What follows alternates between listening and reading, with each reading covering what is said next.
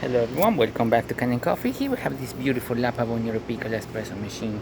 Now for this machine, we replaced all the gaskets that you see right here. This machine was brought here because it was dripping, and we ended up replacing all the gaskets from the piston head, the one from the groove head sleeve, the one from the gasket, the two little gaskets that are located on the piston, and as well as the gasket that are located on the tank knob. And we also had to replace this little part that, as you can see, it broke. This holds the pipe that goes around to the groove head, so water can flow through the groove head over here. And as you can see, it's not in the best condition, so we had to replace that one. And yeah, that's all we did. We also replaced the side glass, and we replaced the gaskets that are located right here.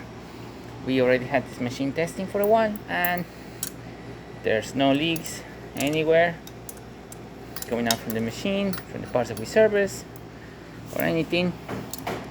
No leaks coming from the side glass, surface itself, the glass base, not coming from the steam one itself, or anywhere like that. And it's definitely not dripping. So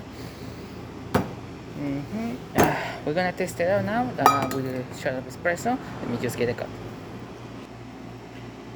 Okay, now that I have the cup, hopefully I pick up the right shades of this machine, otherwise you're gonna see drip coffee or coffee barely dripping. Put it closer, and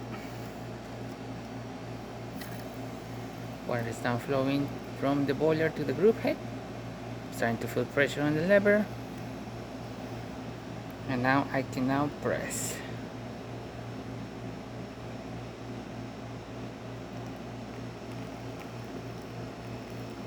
Excellent flow coming out of the machine, excellent crema, really good espresso shot coming out of this beautiful machine. Let